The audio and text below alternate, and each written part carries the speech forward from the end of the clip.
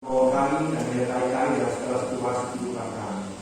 Kami tetap mau fokus kepada apa yang merupakan dasar kehidupan kami, yaitu kebangkitan-Mu, yang berarti pengharapan kekal bagi kami Tuhan. Mohon Tuhan supaya Tuhan pada pagi hari ini memberikan kepada kami sukacita yang baru, kepastian yang baru, kekuatan yang baru, penghiburan yang baru, arahan yang baru, sehingga kami sungguh-sungguh dikuatkan di tengah situasi kami saat ini. Karena kami tahu Yesus Engkau telah bangkit, Engkau yang hidup, Engkau yang berkuasa Tuhan. Juga di atas segala pergumulan kehidupan sehari-hari kita. Berfirman Tuhan, dan kami siap untuk mendengar. Roh Kudus turun atas kami, kuasai hati pikiran kami supaya kami mengerti akan firman Tuhan bagi kami.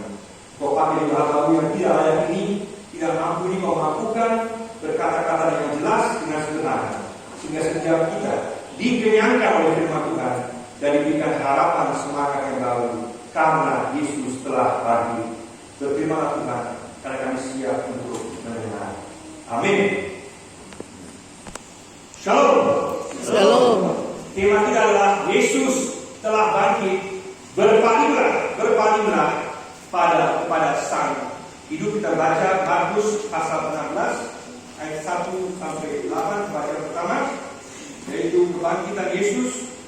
Setelah lewat hari Sabat, Maria Magdalena dan Maria ibu Yakobus serta Salome membeli rempah-rempah untuk pergi ke kubur dan menyaki Yesus. Dan pagi-pagi benar pada hari pertama minggu itu, setelah matahari terbit, pergilah mereka ke kubur. Mereka berkata seorang kepada yang lain, siapa yang akan menggulingkan batu itu bagi kita dari pintu kubur? Tetapi ketika mereka melihat dari dekat, tampaklah batu yang memang sangat besar itu sudah terguling. Lalu mereka masuk dalam kubur dan mereka melihat seorang muda yang memakai jubah putih duduk di sebelah kanan. Mereka pun sangat terkejut. Tetapi orang muda itu berkata kepada mereka, jangan takut. Kamu mencari Yesus orang Nazaret yang disalibkan itu. Ia telah bangkit. Ia tidak ada di sini. Lihat, inilah tempat mereka membaringkan dia. Tetapi sekarang pergilah, katakanlah kepada murid-muridnya yang kepada Petrus, ia mendahului kamu ke Galilea. Di sana kamu akan melihat dia, seperti yang sudah dikatakannya kepada kami. Lalu mereka keluar dan lari meninggalkan kubur itu, sebab gentar dan dahsyat menimpa mereka. Mereka tidak mengatakan apa-apa kepada siapapun juga karena takut. Yohanes 20 ayat 16, Yohanes 20 ayat 16, bukan tema daripada PGI tahun ini. Kata Yesus kepadanya, Maria. Maria berpaling dan berkata kepadanya dalam bahasa Ibrani, Rabuni, artinya guru. Ketiga, Roma 8 ayat 28, Roma 8 ayat 28. Kita tahu sekarang bahwa Allah turut bekerja dalam segala sesuatu untuk mendatangkan kebaikan bagi mereka yang mengasihi Dia, yaitu bagi mereka yang terpanggil sesuai dengan rencana Allah. Yesus telah bangkit, berpalinglah kepada Sang Hidup. Kebangkitan Yesus merupakan peristiwa terbesar dalam sejarah dunia. Tidak ada orang, siapapun dia, yang berhasil dan mampu mengalahkan maut kecuali Yesus Kristus. Kita suka merayakan Natal, penting Natal, tapi yang dirayakan di awal-awal yang sangat penting, yang paling menentukan adalah peristiwa Paskah, bahwa Yesus bangkit dari antara orang mati. Juga sebabnya mengapa kemudian kita punya kalender juga adalah berdasarkan pada tahun Masehi. Kenapa? Karena Yesus telah bangkit, maka kelahirannya juga punya arti yang penting. Maka kebangkitan Yesus merupakan urat nadi, merupakan dasar, merupakan inti yang pokok daripada iman Kristen. Karena Yesus telah bangkit, membuktikan bahwa Dia berkuasa atas kuasa kegelapan, atas maut, atas iblis. Membuktikan bahwa Dia ilahi. Kita lihat peristiwa penyaliban Jumat Agung, salib dan kebangkitan itu seperti satu mata koin dengan dua sisi. Satu mata koin dengan dua sisi. Kedua-duanya penting, saling berkaitan. Salib tanpa kebangkitan tidak punya arti. Karena orang akan berpikir Yesus yang disalibkan itulah dia terkutuk, dia gagal. Tapi karena Dia bangkit, maka salib Yesus mempunyai arti. Maka salib tanpa kebangkitan tidak punya arti. Dan kalau kebangkitan saja tanpa salib, maka kebangkitan tidak punya berita pengampunan dosa yang sangat penting bagi kita manusia. Maka penyaliban atau salib Yesus dan kebangkitan Yesus adalah satu paket yang saling berkaitan. Karena Yesus mati, maka kita boleh mengampuni dosa. Karena Yesus bangkit, maka dia berkuasa atas alam dosa dan maut. Dan juga berarti bahwa rencana Allah untuk membawa keselamatan lewat jalan salib yang dianggap oleh manusia gagal total, yang dianggap terkutuk itu, ternyata itulah rencana Allah untuk membawa pengampunan dosa. Manusia bisa berteori agama macam-macam, tapi kalau Allah punya maksud untuk membawa keselamatan lewat jalan salib, maka itulah yang benar. Dan karena Yesus telah bangkit, maka apa terjadi? Maka firman-Nya benar, nubuatannya benar, semua janjinya benar. Karena hanya Yesus yang bisa mengalahkan kuasa maut. Semua manusia, siapapun dia, Paleti, Bagaya, semua akan mati dan tidak ada yang bangkit kecuali Yesus Kristus. Maka sangat penting kita tahu bahwa yang kita percayai adalah Allah yang hidup, Allah yang berkuasa, bukan Allah yang dulu, bukan pemimpin agama dulu, bukan. Tapi Yesus yang hidup sekarang, yang ada saat ini, yang berkomunikasi sekarang, yang saat ini berkuasa. Itulah berita daripada Paskah untuk kita semua. Sangat penting. Makanya Paulus katakan dalam 1 Korintus pasal 15, kalau Yesus tidak bangkit, maka iman kita sia-sia. Maka percuma kita berkumpul hari Minggu ke sini. Kenapa kita rayakan hari Minggu? Karena Yesus bangkit pada hari Minggu. Karena hari Minggu merupakan hari kebangkitan Yesus, hari pertama. Sejarah daripada satu perjanjian yang baru, awal yang baru. Karena Yesus ciptaan yang baru. Maka pada saat Yesus bangkit, dia membawa kita dalam ciptaan yang baru. Kita rayakan hari Minggu sebagai hari kebangkitan Yesus. Luar biasa. Kalau Yesus tidak bangkit, iman kita sia-sia. Maka saya pun mengharapkan kita juga sia-sia. Tidak ada pengampunan dosa. Kita gereja adalah penipu besar. Kita berikan harapan palsu pada orang-orang. Kita palsu kata. Tapi faktanya, kebangkitan Yesus membuktikan bahwa jalan salib Yesus adalah jalan keselamatan sekali untuk selamanya. Bahwa apa yang terjadi sebagai korban di kayu salib adalah sah sekali untuk selamanya. Kita baca Ibrani pasal 10 ayat 14 dan ayat 19. Sangat jelas bahwa Yesuslah korban yang sah. Tidak ada korban lain yang sah. Dan tidak perlu ada korban-korban lain. Karena hanya pandang pada Yesus, Sang Anak domba Allah. Itulah yang dialah yang membawa pengampunan dosa. Makanya Yohanes 1 ayat 29 mengatakan, lihatlah anak domba Allah yang menanggung dosa isi dunia. Di pada saat kita memandang salib Yesus, makanya memandang palang ajaib sangat penting. Pada saat kita memandang salib Yesus adalah kepastian keselamatan. Jadi karena kebangkitan Yesus membuktikan bahwa semua rencana Allah benar, dan itulah rencana Allah.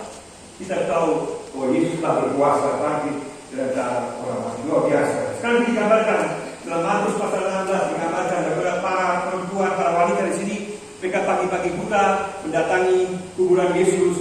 Karena mereka sebelumnya, ketika Yesus meninggal dan menjelang hari Sabat, mereka tidak mungkin dapat meminyaki Yesus. Maka mereka bergegas-gegas untuk meminyaki jasad Yesus. Dan pada saat mereka sampai di sana, mereka melihat bahwa Yesus telah bangkit. Para wanita sama sekali tidak beranggapan, berpikir bahwa Yesus akan bangkit. Mereka tidak berpikir, mereka pikir mereka meminyaki jasad Yesus, memberikan penghormatan terakhir kepada Yesus. Tapi yang peristiwa sejarah yang luar biasa adalah Yesus bangkit. Dan Markus 16 ini dengan gaya yang sangat-sangat singkat, padat dan jelas. Singkat, padat dan jelas. Markus menjelaskan apa yang terjadi pada peristiwa Paskah. Luar biasa sekali. Ada 5 hal yang saya jelaskan secara singkat pada hari ini. Kita akan lihat ada fakta Paskah, ada berita Paskah, ada pesan Paskah, ada panggilan Paskah, dan ada hasil dari Paskah. Yang pertama adalah secara singkat fakta Paskah. Fakta kebangkitan Yesus, kemenangan atas kuasa maut, ayat 1-5. Fakta Paskah, kemenangan Yesus atas kuasa maut. Ayat pertama sampai ayat yang kelima. Inilah fakta kubur yang kosong. Kita tahu Markus tulis dari Roma ya. Orang Roma paling menekankan fakta. Faktanya adalah kuburnya kosong. Makanya Markus tekankan orang mau melawan kubur Yesus, melawan Yesus. Faktanya kubur Yesus kosong. Dan juga dibuktikan juga juga kemudian oleh para penulis sejarah. Tacitus misalnya, Tacitus seorang penulis sejarah Romawi yang mengatakan bahwa benar-benar Yesus disalibkan, dan kemudian dikatakan bahwa para muridnya mengatakan bahwa dia telah bangkit. Juga Flavius Josephus, seorang penulis dari Yahudi yang menulis bahwa Yesus sungguh-sungguh mati, dan Yesus kemudian juga dikabarkan bahwa dia bangkit. Maka kita mempunyai juga bukti-bukti sejarah bahwa Yesus benar-benar mati. Maka Yesus bukan pingsan. Yesus bukan, tidak ada teori rekayasa atau persekongkolan para murid mau berbuat sesuatu supaya seolah Yesus bangkit. Tidak. Para murid ketakutan. Mereka malah rugi.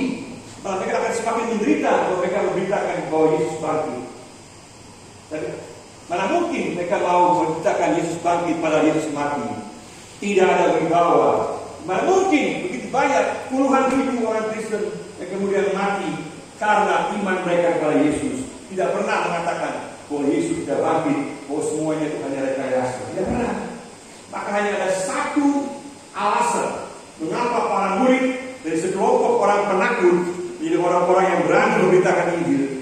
Ada satu alasan saja. Satu alasan saja. Yesus benar-benar telah bangkit. Itulah fakta Paskah, kubur yang kosong. Yang kedua saya langsungkan di sini. Berita Paskah ayat yang ke-6. Berita Paskah yaitu Yesus hidup selamanya. Yesus hidup selamanya. Itulah berita Paskah. Nah, berita Paskah ini Yesus hidup selamanya. Ini kemudian dijelaskan dalam 5 hal oleh malaikat surgawi ini. Ada 5 hal yang malaikat surgawi yang jelaskan dengan sangat singkat. Urusan Allah ini. Dalam ayat yang ke-6. Dikatakan pertama, jangan takut. Kenapa jangan takut? Jangan takut. Karena apa yang terjadi di sini adalah sesuai dengan rencana Allah. Jangan takut. Allah punya rencana. Allah yang berkenan supaya Yesus disalibkan sebagai jalan penebusan dosa. Supaya keadilan Allah akan dosa dan juga kasih Allah bertemu sehingga manusia saya dan saudara dapat diampuni. Maka jangan takut. Semua yang terjadi ada dalam rencana Tuhan. Maka kita pun juga tidak perlu takut. Saat ini juga kita mungkin takut situasi kita, pribadi kita, keadaan kita, juga lingkungan kita. Jangan kita takut. Kita boleh yakin bahwa Tuhan tetap bersama-sama dengan kita. Amin. Amin. Jangan takut. Yang kedua, dikatakan di sini, engkau mencari Yesus dari Nazaret. Engkau mencari Yesus dari Nazaret. Artinya, mereka katakan benar, kalian ada alamatnya betul. Kalian bukan cari kubur yang salah, ini kuburnya betul. Kuburnya Yesus dari Nazaret. Jadi ternyata kubur ini adalah kubur yang kosong. Jadi tidak benar bahwa para murid itu, para wanita itu pergi ke kuburan yang salah. Terus kuburan yang salah, terus kosong. Bilang, oh Yesus bangkit. Tidak ada, tidak. Mereka katakan ini benar-benar adalah kuburnya Yesus dari Nazaret. Tapi yang ketiga, Yesus telah bangkit. Yesus telah bangkit. Maka bukan jasad Yesus dicuri, bukan jasad Yesus diambil orang, bukan. Tapi Yesus telah bangkit dalam kuasanya. Luar biasa sekali. Yang keempat, di garis bawah lagi, diperjelas lagi. Yesus tidak di sini. Artinya dia hidup kekal selamanya. Artinya Yesus ada di mana-mana. Ada saat ini di Papua, ada di negara-negara lain, dimanapun Yesus ada. Yesus yang berkuasa. Yesus ada. Yesus hidup. Jadi yang kita sembah, yang kita ikuti adalah Yesus yang hidup, yang saat ini berkomunikasi dengan kita, yang saat ini mengenal situasi kita, yang dapat kita sungguh-sungguh percaya. Dari kelima, kita lihat inilah tempat mereka membaringkan Yesus. Lihatlah, inilah tempat Yesus. Inilah tempat mereka membaringkan Yesus. Sekali, malaikat perjelas lagi. Ini gaya Romawi ya, supaya dalam pola di hadapan pengadilan itu. Supaya jelas sekali faktanya, indikasinya dan bukti-buktinya semua didekatkan kembali. Jangan takut, engkau mencari Yesus, Yesus telah bangkit, dia dari sini, kemudian dia lihat tempatnya, dia ada di sini sebelumnya, sekarang dia telah bangkit. Luar biasa sekali. Maka itulah berita Paskah, Yesus hidup. Maka kita memiliki Allah yang hidup, Allah yang peduli, Allah yang tahu keadaan kita. Luar biasa sekali. Yang ketiga saya singkat. Pesan itu pesan daripada Paskah. Pesan Paskah ayat 7. Pesan Paskah yaitu membuktikan, memberitakan fakta kebangkitan Yesus yang hidup. Memberitakan Yesus yang hidup. Itulah pesannya. Dikatakan bahwa tugas para wanita adalah memberitakan bahwa Yesus telah hidup. Luar biasa, para wanita yang pertama menjadi rasul-rasul yang melihat Yesus yang bangkit, dan kemudian mereka juga memberitakan bahwa Yesus yang hidup. Maka itulah tugas kita sekarang. Kita memberitakan Yesus yang hidup, Allah yang hidup, Allah yang tahu keadaan kita, yang peduli kita, Allah yang saat ini adalah berdaulat, berkuasa atas alam semesta. Dan juga bukan itu saja, dia bukan saja hidup, dikatakan di sini bahwa dia mau bertemu dengan para murid. Yesus mau bertemu dengan para murid di Galilea. Dan ini sangat penting. Yesus mau berjumpa dengan setiap orang. Dia mau berjumpa dengan para murid. Dia juga mau berjumpa dengan pihak-pihak kita. Dan inilah inti daripada iman Kristen. Esensi, hakikat iman Kristen, yaitu hubungan dengan Yesus. Yesus mau supaya dia tawarkan ada hubungan kita dengan Yesus. Jadi Allah segala Allah, Allah yang berkuasa atas kehidupan ini, dia tawarkan satu hubungan pribadi dengannya. Luar biasa. Itulah yang ditawarkan. Hubungan pribadi dengan Yesus. Kenapa? Semua hal dalam dunia ini akan kita tinggalkan. Semua kehebatan kita, harta kita, prestasi kita, semua akan lenyap. Yang tinggal hanya satu. Yang tinggal hanya satu. Hubungan pribadi kita dengan Yesus. Hubungan pribadi kita dengan Yesus. Makanya kita kalau bicara dengan kata enteo, dalam Tuhan, en Kristo, dalam Kristus. Yang menentukan dalam Kristus. Apakah kita meninggal dalam Kristus? Kalau kita meninggal dalam Kristus, ada kepastian keselamatan. Amin. Itu artinya. Maka kita boleh tahu bahwa kita Yesus mau bertemu dengan para murid. Dia juga mau bertemu dengan tiap-tiap kita, mau berjumpa dengan tiap-tiap kita saat ini. Pertanyaannya, maukah kita sungguh-sungguh berjumpa dengan Yesus dan mau berhubungan dengan Yesus? Itulah yang keempat. Maaf, yang ketiga, pesan Paskah. Yang keempat saya rasakan di sini, yaitu panggilan Paskah. Panggilan Paskah dari Yohanes 20 ayat 16. Panggilan Paskah Yohanes 20 ayat 16 katakan, berpalinglah kepada Dia yang hidup. Berpalinglah kepada Sang hidup. Tidak cukup hanya melihat saja, mendengar saja, tapi harus berpaling dan menjawab Yesus. Di sini Yesus menyapa Maria. Yesus menyapa Maria, dan Maria membalikan pada dia, berpaling kepada Yesus, dan dia menjawab kepada Yesus. Pertama dia jawab Rabuni, guru. Kemudian ayat 18 dia jawab Tuhan, Allah. Dan itu dari Rabuni, guru menjadi Tuhan. Maka ya cukup kita mengetahui fakta Paskah. Tidak cukup kita tahu bahwa Yesus benar-benar mengasihi kita, Dia mati bagi kita, Dia bangkit bagi kita, Dia sungguh-sungguh peduli pada kita, Dia menawarkan satu kehidupan kekal bagi kita. Semua itu benar, tapi percuma untuk kita secara pribadi kalau kita tidak berpaling kepada Yesus Sang hidup dan kita menjawab Dia, Ya Yesus Tuhanku dan Juru Selamatku. Maka kita harus berpaling kepada Sang hidup. Luar biasa sekali di sini. Nah, berpaling kepada Sang hidup di sini. Kenapa Sang hidup? Karena Yesuslah yang pertama, Yesuslah yang ilahi dan berkuasa. Mengapa kita berpaling pada Yesus? Karena Dialah yang ilahi dan berkuasa. Berarti pada Yesus, saat kita berpaling pada Yesus, kita memiliki sumber yang benar, sumber kebenaran yang sejati, hikmat yang sejati, kepastian kekal yang sejati. Dia yang berkuasa, janjinya benar, perkataannya benar. Karena Dialah firman itu sendiri. Kenapa Yesus tidak menulis buku? Yesus tidak menulis buku. Kenapa? Karena Yesuslah firman Allah itu sendiri. Dialah firman itu. Pada saat penciptaan, Allah berfirman lewat Yesus. Yesus yang menciptakan. Yesuslah sang pencipta dunia ini. Sehingga Yesus tidak menulis sebuah buku, tapi Dialah firman itu sendiri. Maka pada saat kita berpaling kepada Yesus, kita mendapatkan sumber yang otentik. Kita mendapatkan sumber yang asli, pengetahuan yang benar tentang siapa itu Allah. Bukan kita menduga-duga, bukan kita mengira-ngira, tapi pasti kebenaran yang Allah berikan kepada kita melalui Yesus. Karena banyak orang berbicara mengetahui tentang Allah, tapi kualifikasinya apa? Yesus kualifikasinya jelas. Dia bangkit dari orang mati, dan Dia berkuasa, Dia ilahi. Sehingga kita boleh percaya, kita boleh menaruh harapan kita boleh melandaskan hidup kita pada perkataan Yesus. Sekali lagi, berpalinglah pada Yesus. Jangan salah alamat. Itu lagunya Ayu Ting Ting itu kan, salah alamat. Jangan salah alamat. Jangan salah orang. Alamat kita adalah berpaling pada Yesus. Karena hanya Dia yang ilahi dan berkuasa. Amin. Itu benar. Berpaling juga kedua, berpaling pada Yesus. Kenapa? Karena Dialah yang mengalahkan kuasa maut dan kegelapan. Karena Dia mengalahkan kuasa maut dan iblis.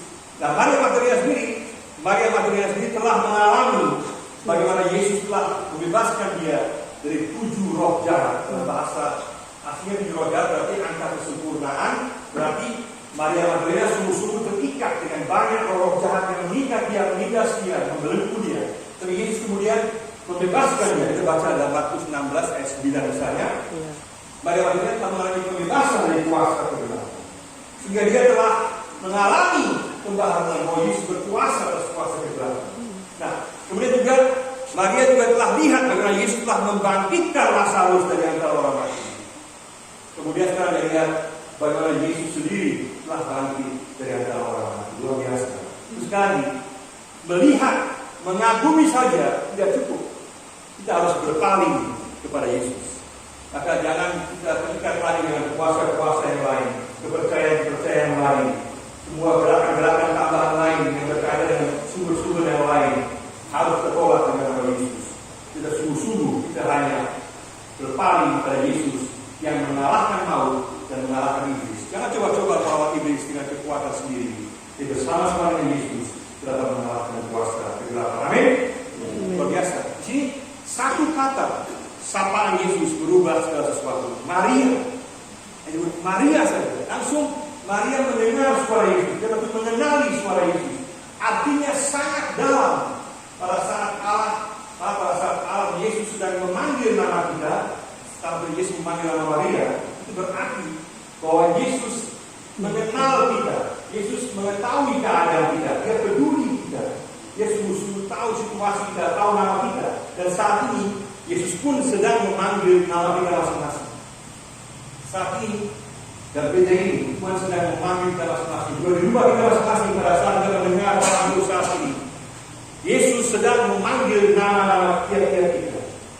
Itu berarti Dia peduli kita, Dia mengasihi kita, dan Dia sungguh-sungguh tahu situasi keadaan kita. Pertanyaannya adalah, apakah jawaban kita? Apakah kita menjawab pada Yesus? Kita berpaling pada Yesus. Luar biasa.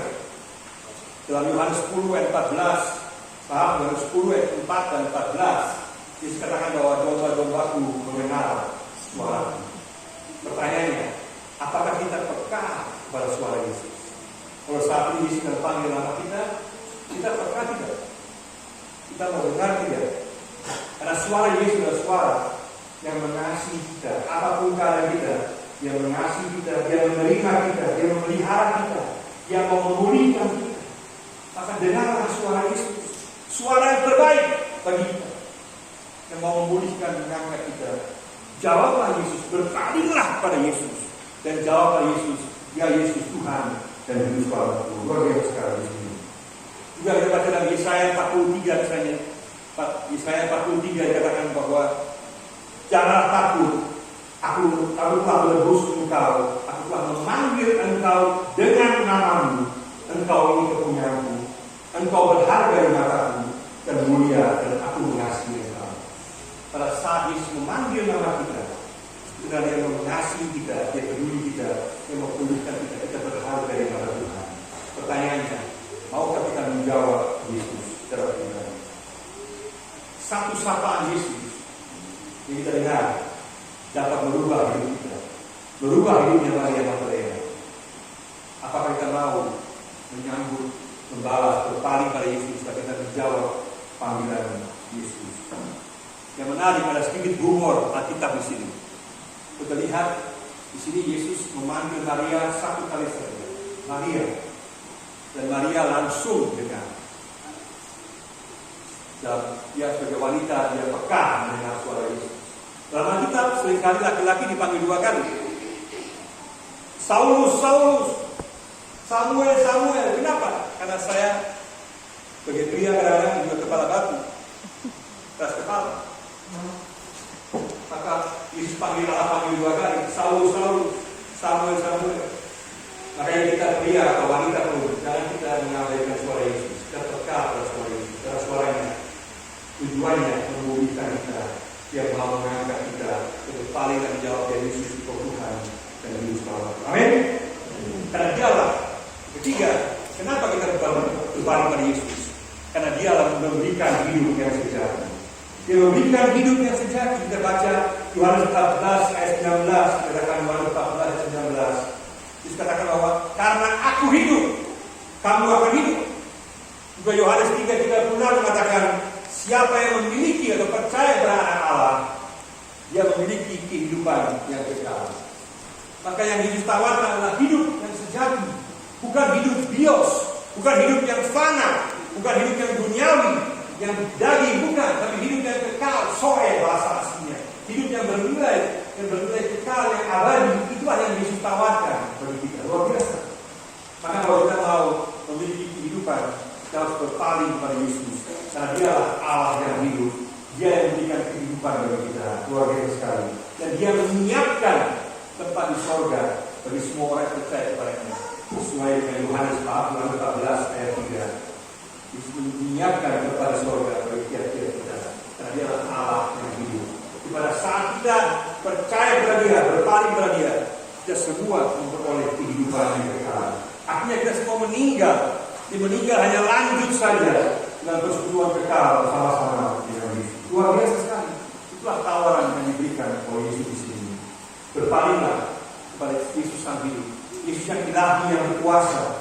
Yesus yang mengalahkan iblis dan maut. Yesus yang menawarkan hidup yang sejati. Berpalinglah kepada dia. Dan terakhir, hasil Paskah. Apa hasilnya? Hasilnya adalah kebaikan bagi semua orang yang percaya. Hasil Paskah, kebaikan bagi semua orang yang percaya. Roma 8:28. Pada saat kita mendengar berita Paskah ini, kita tahu bahwa apapun yang terjadi, kita boleh tahu bahwa Allah punya rencana yang baik untuk kehidupan kita. Karena kita tahu Yesuslah, Yesus yang hidup, dia yang berkuasa. Sehingga pada saat kita berada dalam genggaman Yesus, dalam tangan Yesus, maka hasilnya, kesulitan apapun yang kita alami, masalah apapun yang kita alami, penderitaan apapun yang kita alami, pada akhirnya kita tahu bahwa semuanya akan membawa kebaikan bagi kita. Karena Allah Yesus mengasihi kita, Allah mengasihi kita, Allah menerima kita. Luar biasa sekali. Itulah hasilnya. Kita boleh tahu, ada banyak hal dalam dunia ini saya dan saudara kita sama sekali tidak mengerti. Ada banyak hal kita tidak mengerti. Banyak hal yang misterius. Kenapa ada orang meninggal? Kenapa ada penderitaan ini? Kenapa ada masalah ini? Ada banyak hal kita tidak mengerti. Kita boleh tahu bahwa pada akhirnya bagi setiap orang yang percaya kepada Yesus, menaruh harapan pada Yesus, pasti akan mencapai titik di mana Yesus akan menyelamatkan kita dan membawa kita pada kehidupan kekal. Akan ada kebaikan untuk semua. Kita tidak mengerti, tapi ada rencana Allah yang indah untuk tiap-tiap kita. Kalau kita lihat kehidupan Yesus, siapa yang sangka bahwa dia rencana Allah baik? Yesus diadili, Yesus lahir sebagai anak yang dikatakan anak haram, ya kan? Dikatakan anak haram. Yesus lahir dikatakan dan juga dikatakan bahwa dia lahir sebagai anak miskin. Yesus alami penderitaan yang besar. Dia kemudian dilawan oleh para pemimpin agama, dituduh, difitnah, diadili setelah tidak adil. Kemudian mati di kayu salib dengan cara yang paling kejam. Ditolak oleh keluarganya, dianggap gila oleh keluarganya. Semua jenis penderitaan Yesus alami. Kelihatannya mana mungkin ada kebaikan bagi Yesus yang Allah rencanakan. Tapi pada akhirnya kita tahu semua itu membawa kemuliaan bagi Yesus. Dan juga kemuliaan Yesus membawa keselamatan bagi semua orang yang percaya kepada-Nya. Maka kita boleh tahu apapun yang terjadi dalam kehidupan kita boleh serahkan pada Tuhan. Kita boleh tahu Tuhan, maksudmu baik bagi aku, tujuanmu baik bagi aku. Meskipun saat ini aku tidak mengerti, aku boleh tahu Engkau akan membawa aku pada tujuanmu yang mulia. Amin. Mari sama-sama kita pada pagi hari ini, kita dengan penuh sukacita kembali boleh bersukacita bahwa ada fakta kebangkitan Yesus. Tubuh Yesus kosong, Dia berkuasa atas maut, atas kuasa iblis. Bahwa Yesus benar-benar bangkit, berarti bahwa benar-benar korbannya di kayu salib adalah sah. Sehingga kita boleh tahu bahwa setiap kita pada saat datang pada Yesus, dosa kita diampuni. Bahwa ada pesan Paskah yang memberitakan bahwa Yesus yang hidup, yang kita percaya adalah Allah yang hidup, dan Dia mau bersekutu dengan kita, dan Dia mau bersekutu dengan orang lain. Kita tawarkan ini kepada orang lain. Dia beritahu ada panggilan, berpalinglah pada Sang Hidup. Kenapa? Karena Yesuslah yang ilahi, Dia yang berkuasa, sumber sejati, dan Dia yang menang atas kuasa kegelapan. Dia memberikan kehidupan sejati bagi kita. Hasilnya ada kepastian bahwa setiap kita boleh mengalami kebaikan Tuhan. Kita berada dalam rencana Tuhan bagi setiap kita. Apapun terjadi, kita berdoa, Tuhan, terima kasih Engkau bangkit. Karena Engkau bangkit, aku juga hidup. Karena Engkau menang, aku juga menang. Karena Engkau mengalahkan maut, aku juga mengalahkan maut. Karena Engkau telah menembus penderitaan yang sulit, aku pun juga akan menembus penderitaan menjadi kemuliaan. Kenapa? Karena Yesus bangkit. Kalau kita syukuri, haleluya, bahwa Yesus telah bangkit. Jadi katakan Tuhan, kita mau berpaling kepada Sang Hidup. Jangan berpaling pada yang lain, berpaling pada Yesus. Dia yang ilahi, berkuasa, mengalahkan kuasa kegelapan, dan Dia yang memberikan hidup yang sejati. Dan hasilnya kita pasti akan memperoleh kebaikan Tuhan. Dan rencana Allah indah, Allah yang penuh kasih akan menyertai kita. Maka kalau kita merenungkan sejenak, kita diam sejenak di dalam Tuhan, kita hening sejenak, kita memberikan jawaban di dalam Tuhan. Maka kalau kita tunduk kepala di dalam Tuhan sejenak, kita memberikan respons kita jawaban di dalam Tuhan. Katakan Tuhan, aku mau berpaling kepada Engkau. Katakan Tuhan, aku bersyukur, kuburku kosong. Bersyukur Engkau yang mengalahkan iblis, maut, dan dosa. Bersyukur Tuhan bahwa Engkau hidup, bahwa aku berhubungan dengan Engkau. Engkau menjadi Allahku, aku menjadi anakku Tuhan. Kita berkata kepada Tuhan, aku mau berpaling kepada Yesus yang hidup dan ilahi yang berkuasa. Yesus yang menang atas kuasa kegelapan dan maut. Yesus yang memberikan kehidupan kita. Kata Tuhan, Tuhanku dan Juru Selamatku. Tuhan Yesus itulah Tuhanku dan Juru Selamatku. Kalau kita katakan dari Tuhan, sudah diam-diam dari Tuhan. Bagi pengakuan kita bahwa kita mau berpaling dan setiap situasi kehidupan kita hanya kepada Yesus yang hidup.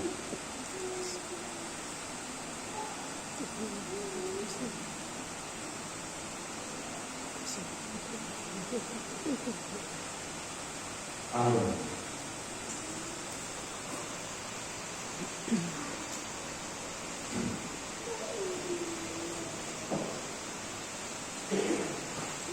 Terima kasih. Saya undang kita semua untuk bangkit berdiri bersama-sama akan mengaku iman percaya kita, memberikan ke tempat alamat kita mengaku iman percaya kita. Aku percaya kepada Allah, Bapa yang Maha Kuasa, Kami langit dan bumi, dan kepada Yesus Kristus, Anaknya yang tunggal, Tuhan kita, yang dikandung daripada Roh Kudus, lahir dari anak darah Maria, dan dari bawah pemerintahan Roh Kudus, disalibkan, mati dan dikuburkan, turun dari kerajaan maut.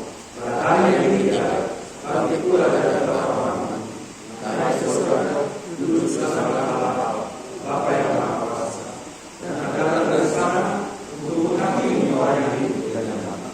Aku percaya kepada Roh Kudus, Dia yang kudus dan maha, bersekutu dan Roh Kudus, mengampuni dosa, bertobat dari dan hidup di hadapan. Amin. Tuhan kita akan kembali. Kita akan membawa sembahan kita.